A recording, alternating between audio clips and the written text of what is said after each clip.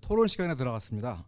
이번 토론 시간에는 위성락 대사와 정욱식 대표가 각 15분씩 말씀을 해주시고 뭐 질의, 뭐 토론, 뭐 코멘트 하신 다음에 안병진 교수와 이희옥 교수가 답변하는 형식으로 약 1시간 동안 진행을 할 텐데요. 두 분 발제를 잘 들었습니다. 두 분 발제 다 아주 훌륭하고 아주 유익한 내용들로 가득 차 있었습니다. 우리가 대처를 어떻게 해야 되느냐에 대해서 다양한 논란들이 있습니다. 뭐 저도 그 중에 뭐 한 방안도 제기한 적도 있고 한데요. 저는 그러한 우리의 대처의 밑바닥에 우리가 지난 100여 년 정도를 거쳐서 힘들여 추구하고 이룩했던 성취가 깔려 있어야 된다고 생각합니다. 달리 말하면 우리가 시장경제와 자유민주주의에서 다 성과를 거둔 아주 예외적인 나라인데 그 점이 우리의 정체성으로서 또 우리의 가치로서 우리의 대외관계에 반영이 돼야 된다고 봅니다.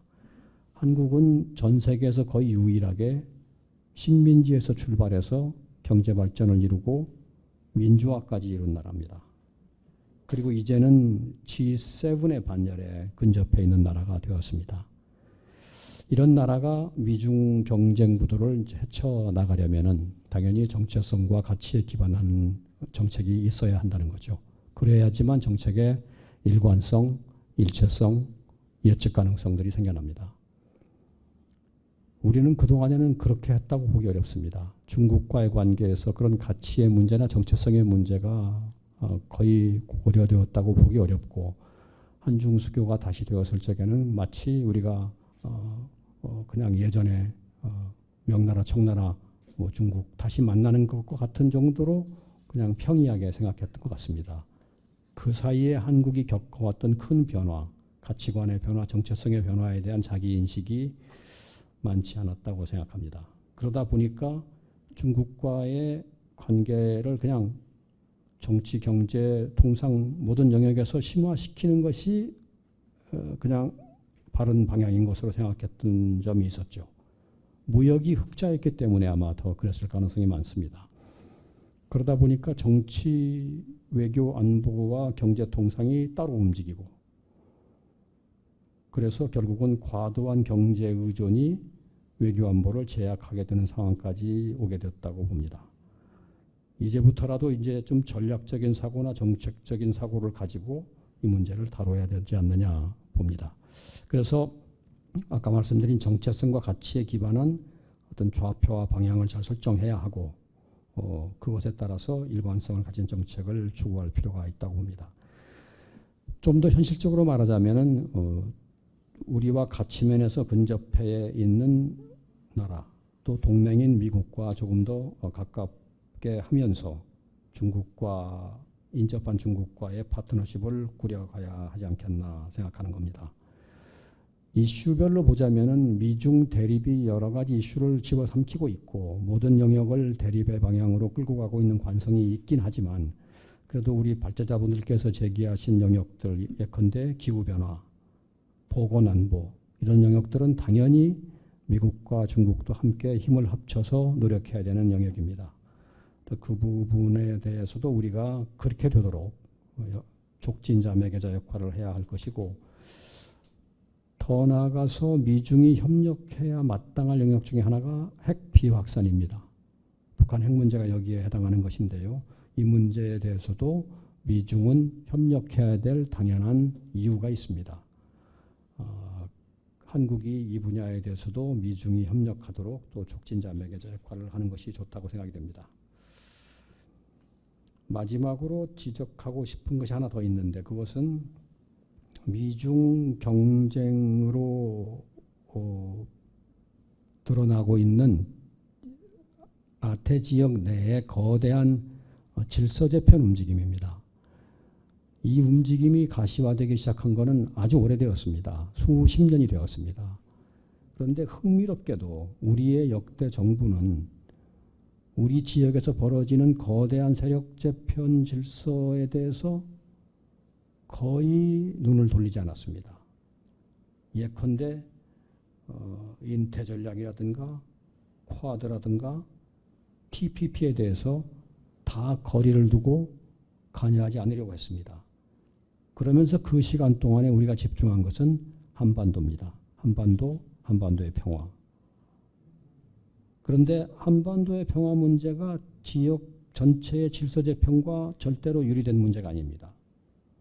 같이 얽혀 있기 때문에 큰 구도의 질서 변화를 눈 감고 우리 지역 내에서만, 좁은 지역 내에서만의 질서 변화를 얘기하기가 어렵습니다. 그런데 우리가 그렇게 했던 거죠. 이러한 자기중심적인 사고에서 벗어나야 된다는 생각이 들어서 이것을 마지막으로 제기하고 싶습니다. 요컨대 한국의 국제적인 위상과 한반도에 지정하게 비추어 볼 때 한국은 국제적인 흐름을 면밀히 주시하고 여기에 적극 대응해야 합니다. 그래야 G7의 반열에 선 나라의 국익을 지켜갈 수 있지 않은가 그렇게 생각을 해봅니다. 평화네트워크의 정옥식이라고 합니다. 프레시안 창간 20주년 진심으로 축하 말씀드리고요. 뜻깊은 자리 불러주셔서 더욱 감사 말씀드립니다. 요즘 좀 생각하고 있는 개념이 그린 데탄트 이런 걸 좀 생각을 해봤습니다. 그때 마침 또 그 안병진 교수님께서 발제문에 그린 데탕트라는 또 표현을 사용해 주셔서 상당히 또 반갑고 감사한 마음이 들었었는데요. 그러니까 그것을 뭐 가치라고 표현을 하든 그렇지 않든 인류 사회가 지금 이 지구 생명체가 직면한 가장 근본적인 위기는 기후 위기라고 할 수 있겠죠. 그래서 저는 사실 미중 간의 경쟁을 보면 좀 허망하다는 생각이 듭니다. 지구는 갈수록 거주불능의 땅이 되어가고 있는데 이 땅을 둘러싼 미중 간의 경쟁이 이게 도대체 누구를 위한 것인가, 무엇을 위한 것인가? 최근 올 여름에도 나타난 것처럼 그 기후 위기로부터 미국과 중국이 최대 피해국이 되고 있는 것이 지금 확인되고 있지 않습니까? 그런 상황에서 도대체 무엇을 위한, 누구를 위한 경제인가라고 하는 또 이제 좀 근본적인 질문을 갖게 되는 부분이 있고요.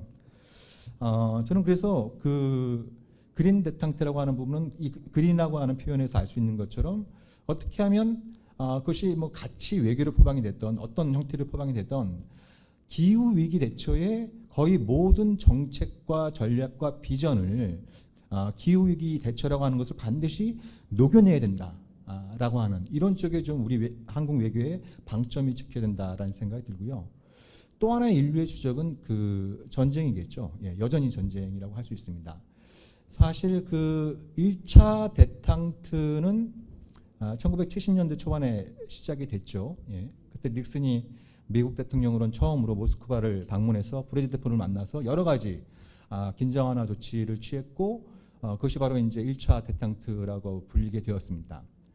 그리고 2차 데탕트도 1980년대 후반에 이제 중거리 핵폐기 조약 INF 조약을 계기로 해서 2차 데탕트가 본격화됐는데 그 1차, 2차 데탕트를 관통하는 미국과 소련을 포함한 인류 사회의 가장 심각한 위협은 핵전쟁의 공포였던 것이죠. 핵전쟁의 공포가 그런 1차 데탕트, 2차 데탕트를 낳았다고 한다면 그린 데탕트라고 하는 부분은 한편으로는 제가 말씀드렸던 것처럼 갈수록 거주불능으로 향하고 있는 지구를 구할 수 있는 방법으로서의 기후위기 대처라고 하는 것이 한 축이 있고 그럼에도 불구하고 우리가 뭐 기후 악당이라는 표현을 이제 종종 사용하는데요. 잘 거론은 되고 있지 않습니다만 우리가 주목해야 될 기후 악당이 있다. 저는 그렇게 생각합니다. 그것은 바로 저는 군비 경쟁이라고 생각이 됩니다. 이건 세 가지 차원에서 말씀을 드릴 수 있을 텐데요. 하나는 기후위기 대처를 위해선 제한된 한정된 자원을 슬기롭게 사용하는 게 굉장히 중요한데 최근 몇 년 사이에 특히 코로나 팬데믹 이후 세계 경제 성장률이 크게 떨어졌음에도 불구하고 미국과 중국이 주도하는 세계 그 군사비 경쟁은 훨씬 더 지금 높아지고 있는 이런 추세이다. 그래서 한정된 자원을 낭비하고 있다라는 측면이 있고요. 또 하나는 그 무기를 만들고 그 무기를 가지고 연습하는 과정에서 엄청난 탄소가 발생합니다. 엄청난 탄소가 발생하는데 예를 들면 그 미군을 하나의 국가 단위로 환산할 경우에 미군이 내뿜는 탄소 배출량이 국가 단위로 환산하면 세계 한 47위 정도에 해당된다고 하죠. 중국은 그런 통계치가 없습니다만 아마 중국도 만만치 않게 그런 군사 활동을 통해서 탄소를 내뿜고 있는 것이죠. 그것이 이제 두 번째 측면이고, 세 번째 측면은 세계 1, 2위의 탄소 배출국, 앞으로도 뭐 압도적인 1, 2위뿐만 아니라 앞으로도 그렇게 될 텐데, 이 두 나라가 마땅히 기후 위기 대처에 있어서 모범을 보이고 협력을 도모해야 되는데, 이게 지금 뭐 경쟁과 대결에 그런 소중한 힘과 자원을 지혜를 낭비하고 있는 상황이기 때문에 이 국제 협력을 어렵게 하는 이런 이유 역시 기후 확장이라고 볼 수 있는 측면이 있지 않을까라는 생각이 듭니다. 그린 데땅트라는 게 잘하면 무슨 뭐 이 표자가 될 수도 있다는 생각이 좀 들기도 합니다. 예. 결국은 이제 그 공멸이냐 상생이냐인 것 같은데요. 어쨌든 뭐 두 분 토론자 말씀 잘 들었고요. 그 정욱식 대표께서 그 안병진 교수하고 이희옥 교수한테 뭐 질문도 하나씩 하셨는데, 그 질문에 대한 답과 함께 혹시 뭐 특히 이제 우리의 대응 이런 부분과 관련해서 안병진 교수 먼저, 그다음에 이희옥 교수께서 한 5분씩 정도만 말씀을 해주시면 좋겠습니다. 예, 안병진 교수님께 부탁드리겠습니다. 정우식 선생님 질문은 이제 미국의 승리, 이건 뭘 의미하느냐? 제가 이해하는 미국의 백악관 리버럴들 혹은 뭐 컨서버티브까지 포함해서 이 사람들이 승리라고 하는 건 지금 상승하는 새로이 미국을 대체하는 신헤게모니, 중국 혹은 중국과 연합된 국가군들을 저지하는 것. 그래서 현재 미국의 헤게모니를 지속하는 것. 이게 이제 이분들의 핵심 고민입니다. 그래서 아까 말씀드린 콜비라는 그 안보 전문가는 디나이얼 전략. 그러니까 새로 중국이 신헤게모니 연합을 형성하지 못하도록 저지하는 것. 그러니까 이 사람들은 미국이 지배한다? 이건 불가능하다는 거 알아요, 이제. 그러니까 그게 승리라고 생각하지 않는 겁니다. 미국의 지배, 그건 불가능하다라는 걸 이제는 알게 돼서 90년대 초반까지만 하더라도 굉장히 나이브한 토마스 프리드만이 뭐 세계는 평평하고 참 천진난만한 얘기 하지 않았습니까? 이제 와서 그런 얘기 또 안 하시던데, 그런 점에서 더 이상 미국의 지배, 그리고 미국이 한때는 뭐 제국이라는 표현을 자랑스럽게 쓴 적도 있잖아요. 네오콘을 비롯해서. 이제는 그런 천진난만한 얘기하는 사람은 없죠. 다만 이제는 방어적 공격인 거죠. 지금 현재의 현상을 계속 유지하는 제국. 이게 이제 자신들의 목표인 건데요. 여기서 일각은 조금 더 걱정이 많은 사람들은, 조금 더 불안한 사람들은 이 현재의 세력 균형을 유지하는 것 정도가 아니라 뭐까지 가 있냐면요. 내부적으로는 미국 연방이 분열하지 않을까? 외부적으로는 기후위기의 파국적 국면으로 갔을 때 이것도 중국이 잘 대처하지 않을까? 라고까지 고민하는 사람들도 있어요. 그래서 몇 년 전에 하버드 대학 오레스케스 그 지리학과 교수님이 그거를 사회과학적 논문으로 발표하면 너무 센세이션을 일으킬 것 같으니까 소설의 형식을 빌려서 중국 인민공화국이 지배하는 세상. 왜? 기후위기를 훨씬 더 효율적으로 대처할 수 있으니까. 지금 미국 코로나 대응하는 거 보세요. 바이든 대통령의 진정성과 노력에도 불구하고 마스크 맨데이트 추구하니까 일각의 음모론자, 일각의 극우들이 미국이 전체주의 되는 거 아니냐라고 하다가 또 일각에선 어떤 분은 스스로 또 코로나 걸리기도 하죠. 이게 미국입니다, 오늘날. 이희옥 교수님, 예, 7분 부탁드리겠습니다. 정욱식 선생님 질문을 보면 김정은 위원장이 신냉전이라고 얘기를 인식을 하는 거는 뭐 북한이 그렇게 규정할 수는 있을 것 같아요. 신냉전이라는 것들을 개념화하거나 이렇게 분류하는 데 있어서는 지구적 차원도 있고 지역적 차원도 있고 한반도적 차원도 있고요. 또 영역을 달리하면 정치 외교적 차원이 있고 경제적 차원이 있고 생활관습과 문화의 차원, 여러 양상들이 있기 때문에 이것을 하나의 단일한 틀에서 해석하기는 굉장히 어렵다고 생각이 되는데요. 좀 큰 틀에서 보면 우리가 냉전 이렇게 얘기를 할 때는 이데올로기가 완전히 이렇게 디커플링 된 상태의 이데올로기가 작동했던 것 같고요. 경제 체제가 완전히 달랐잖아요. 자본주의 경제권과 사회주의 경제권이 완전히 분리되어서 다르게 작동했던 때가 있었고요. 그로 인해서 안보 딜레마가 심화된 구조가 우리가 냉전의 질서라고 생각한다면 신냉전은 그것이 재현되어야 되는데요. 그 재현되기가 쉽지 않다는 겁니다. 이데올로기를 예를 들면은 뭐 자유주의 이데올로기가 지배적 형태로 있다 하더라도 중국 사회주의 이데올로기를 소비할 국가가 많지가 않아요. 그러니까 중국도 이데올로기를 수출하지 않겠다고 얘기를 해요. 그러면 이데올로기의 분절화라고 하는 것들은 생각보다 쉽지 않을 것 같고요. 그 다음에 이제 경제 체제도 조금 전에 제가 발제 때 말씀을 드렸지만 상호 의존이 굉장히 무기화되어 있기 때문에 이것을 피해가기가 쉽지 않은 것 같습니다. 지금 미중 간의 경제뿐 아니라 세계 경제가 단일한 자본주의 국제 질서 안에서 작동하고 있기 때문에 이걸 분절해낼 수 있을까? 또 중국을 고립화시켜서 중국 바깥에서의 경제 체제를 만들 수 있을까? 이것은 물리적으로도 불가능하고 이론적으로도 쉽지 않다는 것이고요. 이 안보 딜레마라고 하는 것들이 심화되는 차원이 있을 텐데요. 그러나 글로벌 군사력의 투사력에 있어서는 한계가 있는 것 같습니다.